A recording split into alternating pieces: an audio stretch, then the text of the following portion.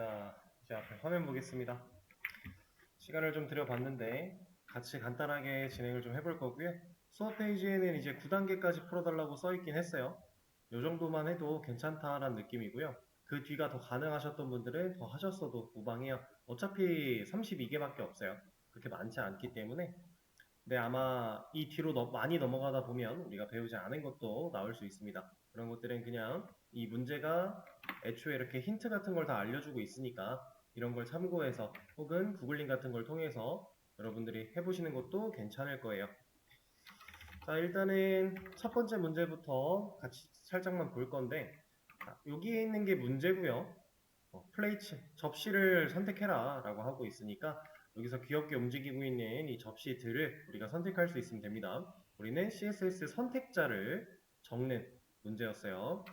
그래서 저 접시들을 다 선택하기 위해서는 접시 태그 이름을 넣어줄 수 있겠죠? 지금 플레이트라고 하는 태그가 사용이 되고 있으니까 이 녀석으로 선택을 하겠다라고 적어준 뒤에 엔터 치면 다음 문제로 넘어갈 겁니다. 만약에 틀리게 되면은 이런 식으로 넘어가지지가 않으니까 여러분들 문제를 해결하는데 큰 문제가 없으셨을 거예요. 자, 이번에는 벤토라고 하는 박스들을 선택을 해달라라고 하고 있는데 이렇게 보니까 움직이고 있는 박스가 벤토죠. 그럼 벤토들을 골라야 되니까 우리는 벤토라고 입력을 해줄 수 있겠네요. 그 다음에는 fancy plate라고 되어 있죠. 그러니까 접시는 접시인데 그 아이디가 fancy라고 적혀있는 그 접시를 선택하길 원하는 거니까 이때는 아이디 선택자를 사용해주면 되겠네요. 그냥 플레이트로 고르게 됐을 때는 아이디가 fancy가 아닌 녀석도 같이 골라질 테니까요. 자, 이번에는 접시 위에 있는 사과를 골라달라라고 하고 있는데 여기 힌트에는 이제 후손 선택자 개념이 나와 있어요. 근데 이거는 자식 개념이니까 자식으로 써도 상관이 없습니다. 실제로 자식을 쓰나 후손을 쓰나 정답 처리가 돼서 넘어가실 거예요. 그 다음에 이번에는 fancy라는 아이디를 가지고 있는 접시 위에 있는 피클 이 녀석을 선택해달라라고 하고 있으니까 자, 아이디 fancy 그리고 그 녀석의 자식으로 있는 혹은 후손으로 있는 피클을 골라주면 되겠죠. 그 다음에는 small 작은 사과들을 골라달라라고 하고 있네요. 이 작은 사과들을 공통점을 보니까 클래스로 small이라는 녀석들이 들어가 있어요. 그럼 우리는 클래스 선택자를 사용해서 이렇게 small이라는 클래스를 선택해 줄 수 있겠죠. 자, 이번에는 작은 오렌지들을 골라달라라고 했어요. 자, 클래스명으로 small만 적게 되면은 작은 사과도 같이 골라질 테니까 작은 오렌지들만 고르기 위해서는 오렌지라고 하는 클래스 네임을 먼저 태그 네임을 적은 이후에 클래스 네임까지 적어주면 오렌지라는 태그인데 스몰이라는 클래스를 가진 이라는 뜻으로 해석할 수 있겠죠. 자, 그 다음에 이제 작은 오렌지들을 고를 건데 벤토 상자 위에 올라가 있는 이런 녀석을 골라달래요. 벤토라고 하는. 자, 그러면 이제 일단 벤토의 자식으로 있는 오렌지를 고를 건데 거기서 스몰이라는 클래스를 가진 녀석들을 골라주면 되겠네요. 혹은 후손 개념을 활용해도 될 거고요. 자, 이렇게 하면 8번, 지금 이제 9번까지 풀면 끝나는데 이번에는 모든 접시들과 모든 벤토스를 선택해 달라고 하고 있으니까 이거는 플레이트 그리고 벤토라고 적어주면 되겠네요. 그러면 접시들과 벤토들은 다 선택이 될 거니까요. 자, 이제 9번까지 완료를 했고 이제 10번부터 더 하실 수 있는 분들은 하시면 돼요. 자, 지금 이거 하나만 같이 보고 넘어갈 건데 얘가 10번 문제 같은 경우는 select all the things예요. 그러니까 모든 걸 다 선택해라 라고 되어 있는 거죠. 자, 그래서 힌트 쪽을 바라보면 에스터리스크가 사용이 됐어요. 이 에스터리스크는 전체의 의미를 가지는 경우가 많다 그랬는데 자, 얘를 그냥 이런 식으로 쓰면 돼요. 문제는 해결이 돼요. 근데 이게 어떤 의미를 가지는지는 우리가 한번 생각해 볼 필요가 있어요. 자, 모든 것을 선택하겠다라고 하는 이 행위는 어떤 느낌이에요? 우린 지금 CSS에서 선택자를 풀고 있는 상황인데 CSS 선택자로 모든 것이래요. 우리가 실제로 무언가를 만들 때 이거 쓸 일이 생길까요? 거의 없다고 보시면 돼요. 우리가 하는 작업이 10개라면 그 10개 중에 9.9개는 이런 걸 쓸 일이 없다.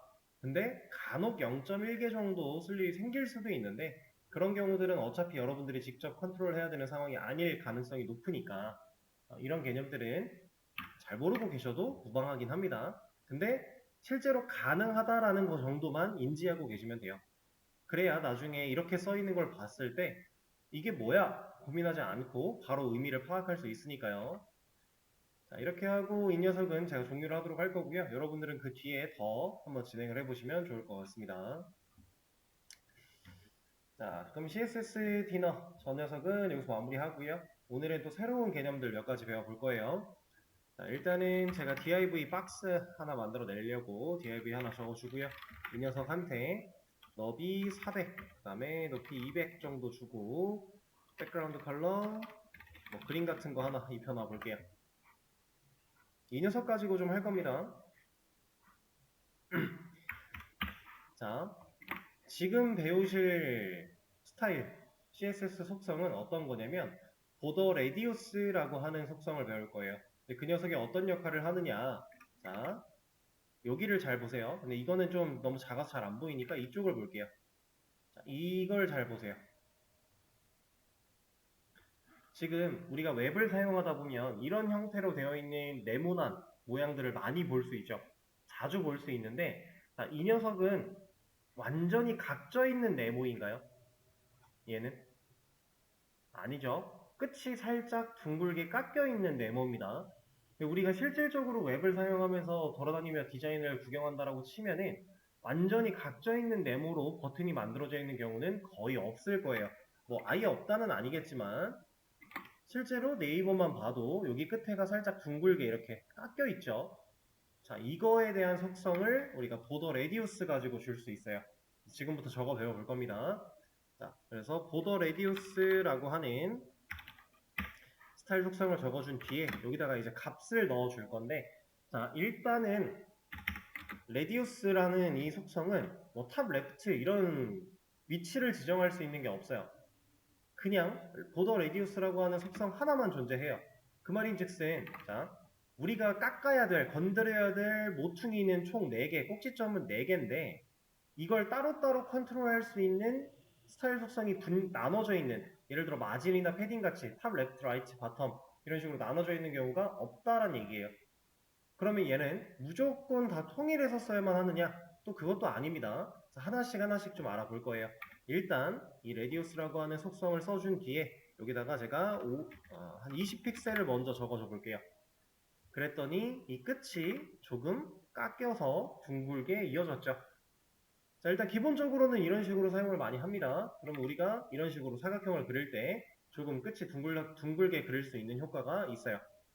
근데 자, 모퉁이들마다 꼭지점들마다 내가 위치를 깎여야 되는 정도를 좀 바꾸고 싶다라고 하면은 이 뒤에다가 이어서 또 써주면 돼요. 자, 지금 잘 보시면 이 녀석과 이 녀석은 같은 사이즈만큼 깎였고요. 얘랑 얘가 또 같은 사이즈만큼 깎였죠. 근데 우리는 지금 20픽셀 그리고 50픽셀이라고 하는 값 두 개를 줬어요. 그걸 보고 알 수 있는 거. 자, 마진 같은 경우는 값을 두 개를 적어줬을 때 마진 탑 레프트 이런 거 안 쓰고 순수 마진에다가 값을 두 개를 적어주면 위 아래 세트 그 다음에 좌우가 세트였죠. 근데 이 녀석은 두 개를 적었더니 왼쪽 위 그리고 오른쪽 아래가 세트고요. 오른쪽 위 왼쪽 아래가 세트입니다. 자, 얘는 이렇게 엮여 있다라고 보시면 돼요. 이렇게가 세트예요. 자, 근데 이거는 고민할 필요가 딱히 없어요. 자, 마진이나 패딩 같은 걸 예로 들 겁니다. 위, 아래가 세트였고 좌우가 세트였는데 이 마진과 패딩은 꼭지점이 존재하지 않죠. 우리가 컨트롤해야 되는 부분이 면이에요, 면. 그래서 상하, 좌우가 우의 개념이 통용이 되는 거고요. 지금 이런 보더 레디우스 같은 경우는 꼭지점을 컨트롤하다 보니까 어쩔 수 없이 왼쪽 위부터 시작을 한 거예요. 이게 상의 개념입니다, 상. 여기서부터 시계 방향으로 돌면 여기가 우가 될 거고 여기가 하가 될 거고 여기가 좌가 되겠죠. 그러니까 우리가 마진 패딩을 이해하는 거랑 사실 다를 게 없다란 얘기예요. 순서가. 그리고 나중에도 얘기가 나오긴 하겠지만 여러분들이 HTML과 CSS를 사용해서 화면에 뭔가를 그려나갈 때 그 그려낸 컨텐츠에 대한 기준은 항상 왼쪽 상단 꼭지점이 될 거예요. 이런 식으로 뭔가 네모를 그려냈다라고 하면 이 네모의 기준점은 왼쪽 상단 꼭지점입니다. 여기서부터 그림이 그려지는 거예요. 이런 개념도 있고, 그래서 우리가 상우하좌라고 하는 이런 개념으로 순서가 돌게 되는데, 사실 이게 이것과 다를 바가 없다. 다만 이만큼이 살짝 옆으로 틀어져 있는 느낌이다. 그렇게 이해를 하시면 편할 겁니다. 자, 그럼 이제 네 군데를, 네 모퉁이를 다 따로따로 깎고 싶다라고 하면 이런 것도 가능하겠죠. 이러면 여기가 20, 여기가 50, 여기가 5, 여기가 10 이런 식으로 순차적으로 적용이 되는 걸 볼 수 있습니다. 자, 일단 사용법 먼저 보여드렸는데 이제 이 녀석에 대해서 이해를 좀 해봐야겠죠. 자, 얘가 동작하는 원리에 대한 설명을 좀 드려볼 거예요. 제가 지금 100픽셀이라고 하는 값을 줬어요. 근데 이거 쉽게 하기 위해서 나머지는 다 0으로 만들어 놓고 볼게요. 그러니까 왼쪽 상단만, 그러니까 좌측 꼭지점만 우리가 100픽셀이라고 하는 보더 레디우스 값을 설정을 한 건데 얘가 어떤 식으로 동작을 하는 거냐면 원래 같으면은 지금 이 자리에 꼭지점이 존재할 거고요. 그리고 이 녀석이 이렇게 원래 채워져 있겠죠. 지금 살짝 삐뚤지만 그냥 이해해 주세요. 이렇게 채워져 있는 꼭지점이 존재할 텐데 이 꼭지점으로부터 100픽셀만큼 파고 들어간 거예요. 그리고 여기도 마찬가지 100픽셀만큼 파고 들어간 겁니다. 자, 그렇게 꼭지점을 이동시킨 이후에 새로 생겨난 두 개의 지점을 부드럽게 이어주는 게 보더 레디우스의 역할입니다. 근데 한 가지 아쉬운 점은 이 이어주는 곡선의 크기를, 곡선의 각을 우리가 지정할 수는 없어요. 이거는 그냥 알아서 되는 겁니다. 보더 레디우스가 동작하는 원리는 꼭지점의 위치를 우리가 지정한 사이즈만큼 옮긴다. 그리고 그렇게 옮겨서 만들어낸 두 개의 지점을 연결한다.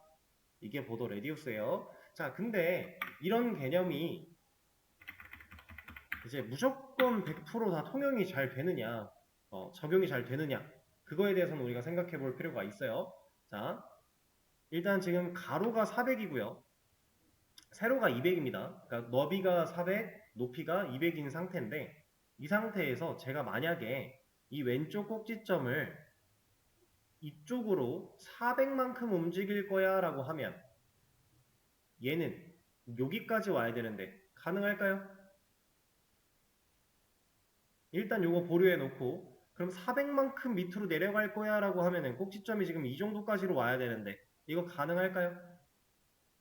이거 좀 이상하겠죠? 애초에 내가 가지고 있는 크기보다 꼭지점을 더 내린다. 이건 좀 말이 안 되는 개념인 것 같아요. 그래서 이 녀석이 400을 줬을 때 어떻게 동작하는지 보여드릴게요. 자, 보이시나요? 제가 왼쪽 꼭지점, 왼쪽 상단 꼭지점의 좌표를 400픽셀만큼 움직일 거야 라고 했기 때문에 얘가 지금 원래대로라면 이만큼 가서 여기서부터 연결이 되기 시작을 해야 되는데 얘는 가다 말았어요. 근데 이 가다 만 정도를 잘 보시면 한 절반 정도 간 것 같죠? 그쵸? 실제로 높이를 보면은 여기서부터 여기까지는 200이에요. 400은 이만큼을 더 가야 됩니다. 근데 점이 여기까지밖에 안 왔어요. 그리고 여기 점과 여기 점이 이어졌죠. 자, 이걸 보고 알 수 있는 거 우리는 컨텐츠가 가지고 있는 크기보다 더 큰 크기로 보더 레디우스를 지정을 했을 때는 내가 원하는 대로 동작할 수 없다예요. 이거는 무조건 반만 된다 이런 개념도 아니고요. 그러니까 너비나 높이나 둘 중 하나가 허용할 수 있는 범위까지 내려간다. 이게 조금 그나마 맞는 개념이긴 한데 이것도 사실 정확하게 이렇게 딱 정해야 할 수 없는 이유가 있어요. 뭐냐면 여기는 이제 400픽셀이 아니라 200픽셀을 해놓은 거랑 같은 효과겠죠. 실제로 달라지는 건 없고요. 자, 제가 말씀드리고 싶은 거는 이런 겁니다. 이러면 왼쪽에서는 200픽셀만큼 오른쪽에서는 100픽셀만큼 움직이는 게 문제가 없죠. 지금 현재까지는 문제가 없어요. 그리고 여기 같은 경우도 100픽셀을 줘도 문제가 없을 거예요. 그쵸? 근데 여기는 0이 아니라 0보다 커지기만 하면 얘는 더 이상 움직일 꼭지점 그 여유 공간이 없죠. 그럼 이 녀석이 어떻게 동작을 할까? 라는 얘기예요. 여기다가 한 10픽셀 같은 거 줘볼게요. 어떻게 됐나요? 여기가 이미 200픽셀이면 왼쪽 상단 꼭지점이 200픽셀이면 여기 끝까지 내려왔기 때문에 더 이상 여유 공간은 없어요. 근데 10픽셀을 줬는데 깎였죠? 자, 근데 이게 정말 10픽셀만큼 잘 깎였느냐? 근데 이걸 이 10픽셀이 잘 깎였다고 하면 여기서 내려온 200은 도대체 어떻게 되는 거냐? 자, 얘를 좀 더 키워보겠습니다. 이거 뭐예요? 이거 지금 왼쪽 상단 기준으로 200 유지가 되고 있는 건가요? 안 됐죠? 여기 밑에 기준으로 100 올바르게 올라갔나요? 이것도 올바르게 올라가지 못했어요. 왜냐면 이 둥근 곡과 이 둥근 곡의 차이가 있거든요. 양쪽 다 지금 100인데 곡 차이가 있습니다. 자, 그래서 우리가 컨텐츠의 크기가 정해져 있는 상태에서 보더 레디우스를 이렇게 좀 크기를 생각하지 않고 고려하지 않고 부여를 하게 되면 얘는 지금 나는 밑으로 200만큼 가야 돼. 야, 나는 100만큼 올라가야 되는데 하고 서로 싸우다가 요 정도 지점에서 그냥 머물러요. 그리고 거기에 만들어진 지점을 그냥 이어버리고 끝내버립니다. 얘는 정상적으로 동작하지 못하는 거예요. 원래대로라면 우리가 지정한 픽셀 사이즈만큼 정확하게 나눠 떨어져서 움직여줘야 되는데 얘는 지금 우리가 예측할 수 없는 범위에서 이루어진 결과물이다. 그러니까 이런 방식은 사실 좋은 방식이 아니겠죠. 우리가 정교한 디자인을 할 때는 상당히 방해를 받을 수 있는 요소일 거예요. 그래서 우리는 항상 정확한 사이즈를 잘 계산을 해서 내가 쓰고자 하는 부분을 맞게끔 사용을 해주는 게 좋습니다. 자, 이제 보더 레디우스에 대한 기본적인 개념은 배웠으니까 얘를 활용하면 뭘 할 수 있는지 간단하게 한번 보여드릴게요. 자, 내 모퉁이를 전부 다 100픽셀로 깎으면 이런 타원 같은 거 만들어낼 수 있고요. 근데 얘는 타원이라고 하긴 좀 그렇죠? 이런 식으로 가볼까요?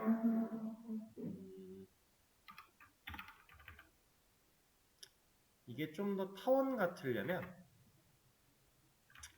이렇게 가야겠네요. 이거는 그냥 이거부터 먼저 보여드리겠습니다. 얘를 400으로 만들어준 다음에 이 녀석을 보더 레디우스를 활용해서 원을 만들 거예요. 우리가 HTML 태그를 사용해서 직접적으로 원의 형태를 그릴 수는 없어요. CSS를 직접 활용해서. 뭐 div 같은 거 만들어다가 백그라운드 컬러 입혀서 애초에 원을 생성하는 건 불가능합니다. 삼각형 같은 것도 안 되고요. 근데 이 보더 레디우스를 활용하면 사각형을 원으로 만드는 게 가능해져요. 이런 식으로. 이거는 정원이겠죠? 근데 이렇게 만드는 정원은 사실 좋은 방식이 아닙니다. 왜냐면 사이즈가 바뀌었을 때는 더 이상 원이 아닐 거니까. 그러면 사이즈가 바뀌더라도 원을 유지하려면 여기를 퍼센트로 작성해주면 돼요. 보더 레디우스는 퍼센트라는 값도 활용이 가능합니다. 그러면 모든 내 꼭지점을 50%만큼 밀었기 때문에 이렇게 원이 만들어지는 거 볼 수가 있고, 아까 말씀드리려고 했던 타원은 이런 겁니다. 이게 좀 더 타원이겠죠?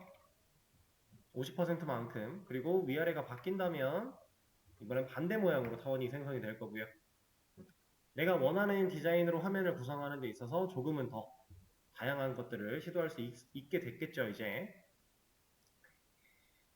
자, 그리고 이런 거를 사실 언제 활용을 하냐면 여러분들 그 게시판 쓰다 보면은 댓글 같은 거 달 때 프로필 이미지가 이렇게 동그란 곳에 이렇게 이미지가 채워져 있는 경우들이 있죠. 이미지를 넣을 공간을 이렇게 만들어내요. 그리고 이 안쪽에다가, 그러니까 div 안에다가 이미지를 삽입을 합니다. 그러면은 이미지가 이 공간만큼 보여지게 될 거라서 우리가 흔히 게시판에서 볼 수 있는 그런 기능을 이 보더 레디우스 가지고도 활용이 가능해요. 자, 그러면 보더 레디우스 개념은 여기서 마무리를 하고 자, 이번에는 다른 거 하나 배워볼 건데 이거는 제가 이걸 좀 가져올게요. 아니다. 그냥 씁시다.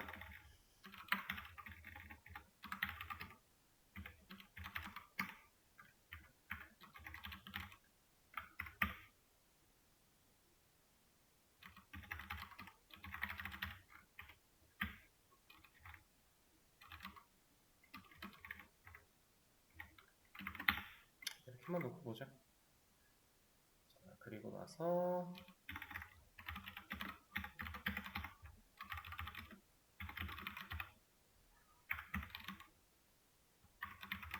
이렇게 할게요.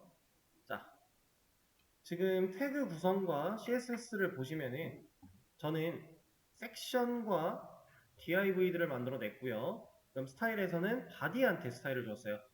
섹션의 부모로 지금 바디가 존재하고 있는 상황일 텐데 이 상황이라고 봤을 때 저는 분명 바디가 가진 글자한테 폰트 사이즈의 글자 크기를 키워라 그리고 글자 색깔을 빨강으로 바꿔라 라고 명령을 했어요. 근데 섹션이라고 하는 이 태그는 기본 디스플레이가 블록이죠. 기본 디스플레이가 블록이라는 건 얘는 글자가 아니란 얘기예요. 그러면 바디가 가지고 있는 이런 글자에 대한 컨트롤은 적용이 안 되었어야 맞는데 이 녀석들은 지금 너무나도 잘 적용이 되고 있죠. 자, 이거에 대한 개념 배워볼 겁니다. 지금 이거는 일단 왜 되는지 말씀을 드리면 상속 때문에 가능한 거예요. 자, 상속이라고 하는 말은 물려주는 개념이죠. 우리가 자바에서 썼던 그 상속 의미는 똑같아요. 다만 활용하는 방식이 좀 다른 건데 자, HTML과 CSS, 그러니까 즉 CSS 쪽에도 상속이라고 하는 개념이 있습니다. 얘는 의미 그대로 부모가 가진 속성을 자식에게 물려준다라고 하는 그런 의미를 가지고 있어요. 자, 그러면 이 상속을 생각하면서 얘를 다시 보게 되면 이 녀석들이 왜 글자 크기가 커졌고 글자 색이 빨간색이 되었는지 이해가 되실 겁니다. 자, 바디 태그한테 네가 가진 글자들에 대한 크기와 색깔을 바꿔라고 했지만 섹션 태그도 이걸 상속받은 거고요. 이 값들을. 그리고 div 태그들도 마찬가지로 상속을 받은 거예요. 자, 이거는 이런 상속이라고 하는 이 개념은 태그한테도 의미가 있고요. CSS 속성한테도 의미가 있어요. 아니다. 태그한테 의미가 있는 거는 그냥 논외로 치고요. CSS 속성한테 의미가 있는 작업이에요. 이게 무슨 말이냐면 자, 컬러라고 하는 이 스타일 속성은 상속 여부라고 하는데 상속 여부라고 하는 이 부분이 yes입니다. 그래서 값이 상속되는 거예요. 이걸 가지고 이제 inherited라고 얘기를 합니다. 자, 이런 스타일 속성마다 상속 여부가 yes인 게 있고 그렇지 않은 게 있고 no가 있고요. 그리고 애초에 디폴트 값이라고 해서 기본 값이 세팅되어 있는 녀석들이 있어요. 스타일 속성이 가지고 있는 기본 값 그리고 상속 여부 이렇게 우리는 두 가지에 대해서 고민을 좀 해봐야 돼요. 예를 들어 이제 div 같은 태그의 디스플레이가 기본 값이 뭐예요? 블록이죠. 이런 기본 값들은 태그가 가지고 있는 스타일 속성 값이 기본 값이고요. 보통 그렇게 판단을 하고요. 그게 아니고 그냥 속성 자체가 가지고 있는 디폴트 값도 존재합니다. 그래서 우리가 생각해야 될 게, 고려해야 될 게 꽤나 많은데 이런 걸 크게 고민하실 필요가 없는 게 제가 저번에 말씀드렸던 W3 스컬즈 이 사이트에 들어와 보시면은 여기에 다 있어요. 여기서 이렇게 직접 찾으셔도 되고 아니면은 검색에다가 예를 들어 컬러 같은 거 CSS 컬러스 이렇게 검색을 해보시면 이 속성이 가지고 있는 특징에 대해서 안 나오네요. 그럼 컬러스 말고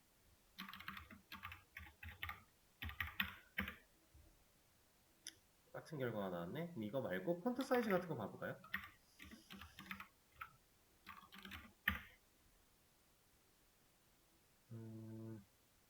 이렇게 프로퍼티 이 녀석 이 스타일 속성에 대한 프로퍼티 얘를 들어와서 보시면은 여기에 디폴트 밸류는 미디움이고요. 그러니까 이게 기본값이란 얘기예요. 속성이 가지고 있는 그 다음에 inherited라고 하는 이 상속 여부가 yes다. 그래서 폰트 사이즈도 바디한테 줬지만 섹션과 div가 다 알아먹은 거다.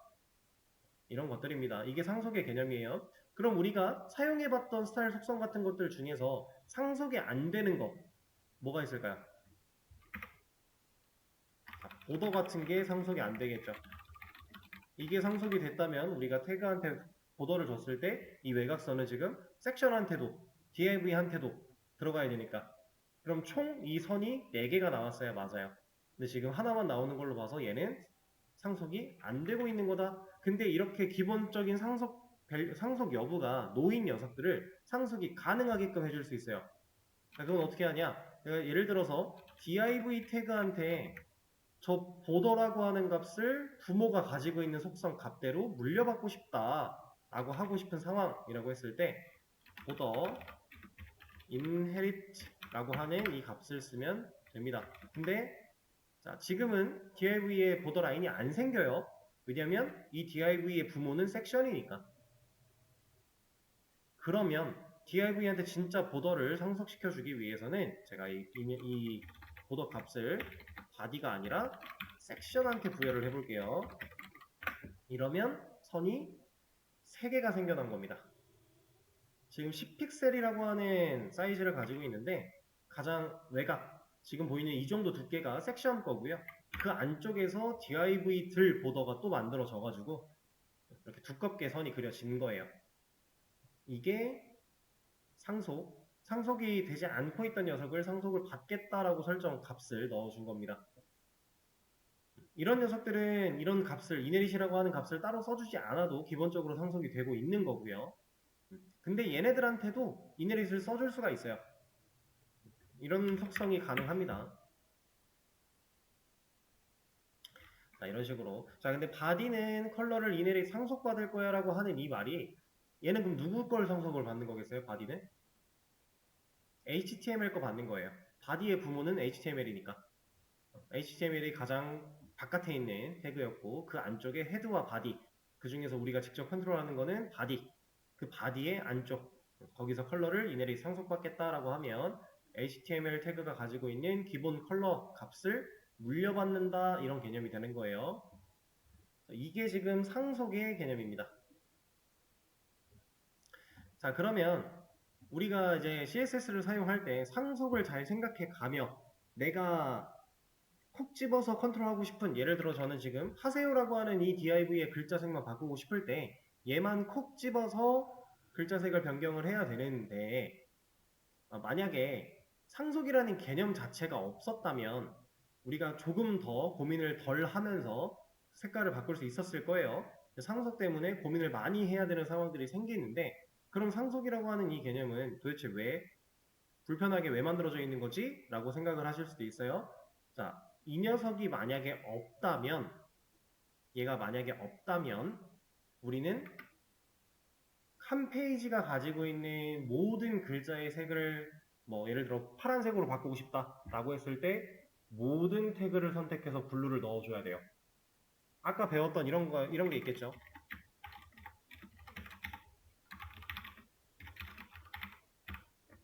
에스터리스크를 사용해서 모든 걸 선택해서 블루로 바꿔줘야 되는 이런 상황이 생깁니다. 그럼 이렇게 스타일을 주고 나면은 내가 원하는 필요한 부분들만 바꿔서 사용하려고 할 때 생각보다 많이 번잡해져요. 그래서 기본적으로는 상속이 가지고 있는 이점을 활용하되 이 이점이 단점이 되는 순간에만 우리가 잘 캐치해서 컨트롤 해주면 여러분들이 원하는 디자인을 만들어 나가는 게 가능합니다. 상속은 잘 알고 쓰셔야 여러분들이 편하게 사용하실 수 있는 개념 중에 하나예요. 자, 시간이 좀 애매해서 이거 하나만 더 하고 쉬는 시간을 가질게요. 자, 이번엔 뭐 해볼 거냐면 제가 A 태그를 사용해서 이런 값을 하나 만들어 주겠습니다.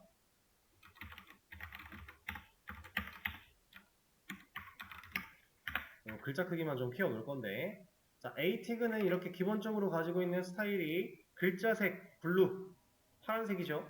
그 다음에 밑줄 그어져 있고요. 텍스트 데코레이션 언더라인 들어가 있을 거고요. 그 다음에 클릭했을 때 마우스 올라갔을 때 뭐 이렇게 모양 바뀌는 거, 그리고 호버, 그리고 클릭 뭐 이런 식으로 이벤트가 다 걸려 있을 겁니다. 자, 이게 A 태그의 기본인데 이런 식으로 생겨먹은 건 너무 이쁘지 않으니까 우리가 얘를 요즘 트렌드에 맞게끔 기본적인 이런 값들을 좀 제거할 거예요. 그걸 저번에도 한번 말씀을 드렸던 내용인데 이제 노멀라이즈라고 얘기를 합니다. 근데 여러분들이 이제 노멀라이즈가 궁금해서 검색을 해보시다 보면은 리셋이라고 하는 개념이 같이 나올 거예요. CSS 노멀라이즈와 CSS 리셋 이렇게 두 가지가 세트로 같이 나올 텐데 우리가 지금 배우려고 하는 개념은 노멀라이즈도 맞고 리셋도 맞아요. 그러니까 부분적으로 맞는 거예요. 근데 명칭은 제가 노멀라이즈라고 그냥 얘기를 할 겁니다.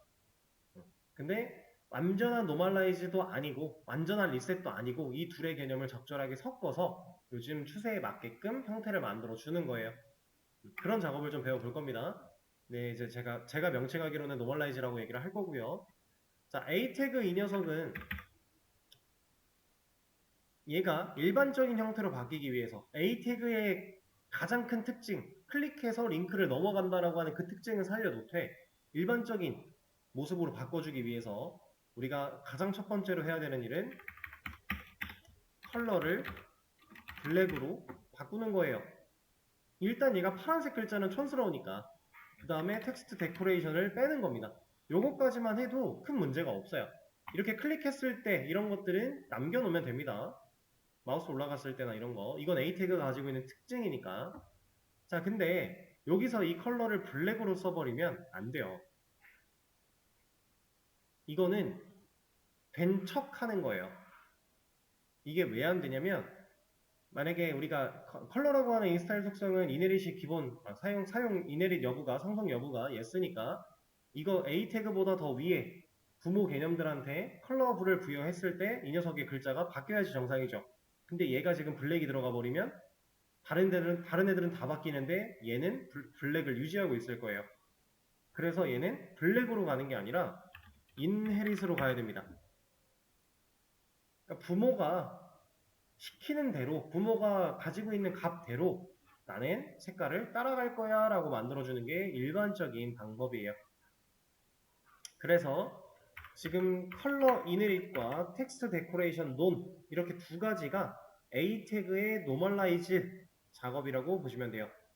그럼 우리가 앞으로 이제 A 태그를 사용한다라고 하면은 CSS 파일에다가 A 태그 불러다 놓고 이렇게 스타일 속성을 두 가지를 부여를 해준 뒤에 작업을 진행하시면 된다라고 하는 겁니다. 자, 근데 지금 폰트 사이즈라고 하는 이 녀석은 A 태그한테 필요한 스타일 속성인 건 맞지만 모든 A 태그한테 필요한 게 아니겠죠. 지금 현재 이 A 태그한테만 필요한 거겠죠. 그러면 이런 애들은 예를 들어서 이런 걸 얘기하고 있는 거예요.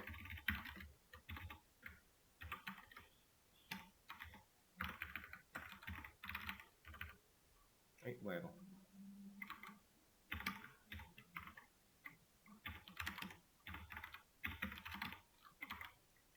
자, 이렇게 A 태그를 두 개를 만들어 놨을 때 일단 둘 다 노멀라이즈를 하는 건 하는 건데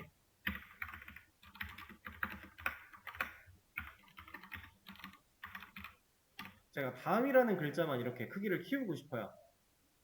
그러면 제가 이 속성을 여기다가 부여를 하면 이거는 네이버도 같이 커질 거잖아요. 그쵸? 내가 원하는 녀석, 그러니까 특정 녀석한테만 부여될 스타일 속성이라면은 노멀라이즈 때문에 선택되어 있는 A가 존재는 하되 거기다가 스타일을 주면 안 돼요. 이게 그러니까 앞으로 약간 고정 레파토리식으로 생각하셔도 되는 건데 노멀라이즈는 CSS 파일의 최상단에 그냥 박아놓고 시작한다라고 생각하시면 돼요. 그리고 얘네들은 이제 안 건드려요. 이렇게 노멀라이즈를 해놓고 나면 그 이후에는 건드릴 필요가 없다. 얘는 그냥 이거대로 노멀라이즈 한 거고 그리고 그 밑에서 실질적인 작업 A의 폰트 사이즈를 실제로 ORM으로 둘 다 키우려고 해도 이렇게 쓰는 게 맞다라는 거예요. 이게 이 위로 올라가면 안 된다, 안 좋다 라고 하는 겁니다.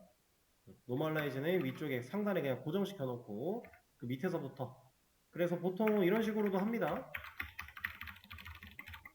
노멀라이즈라고 주석을 좀 걸어주고요. 여기다가 이제 커스텀 같은 거 해가지고 여기서부터 이제 내 작업물이다 라고 얘기를 하기도 해요.